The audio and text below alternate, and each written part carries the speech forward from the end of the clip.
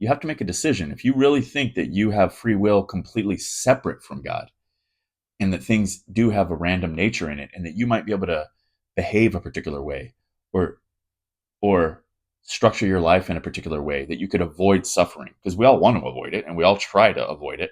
We all try to structure our lives that we don't have to have suffering, and that's completely understandable, and it's good. It's a good thing.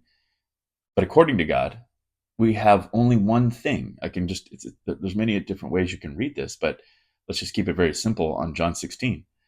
I've said these things to you, Jesus Christ, that in me you may have peace. Here he goes. In the world you will have tribulation. He didn't say maybe. He didn't say there's a chance that you're going to have tribulation. It is you will have tribulation. And this is obviously much deeper, because you have to understand what your sin nature is. We have to understand the adversary, the world, the flesh, the devil. We've covered that in a previous video.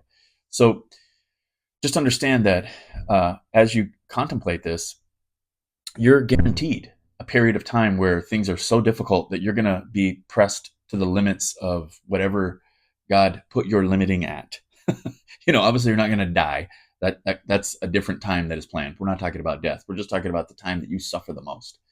Now, this does really tie in with free will, because if you can have faith that God is sovereign over your entire life, the future, now, the past, then you have to understand he's already planned out what this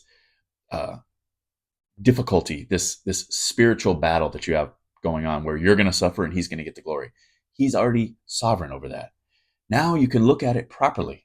Now you can think about it with the right aspect. You can have eagerness to suffer, even though you don't want to, right? You don't want to do it, but you're eager to get there, because you could wrap your head around the concept that God's holiness is more important than your temporary pleasure.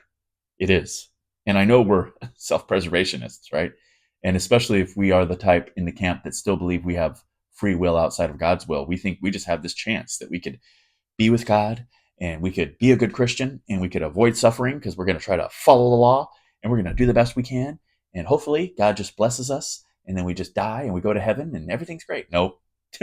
Not according to Scripture. Okay. So the other way, though, is to understand, like what we just read, is that in the suffering, in the sin, in the difficulty, is where you find God in the clearest way, because you see your disposition to him. You are the one who's antithetical to his nature. You are separated from him. You deserve this difficulty and this feeling that you get when he starts to remove his grace away from you.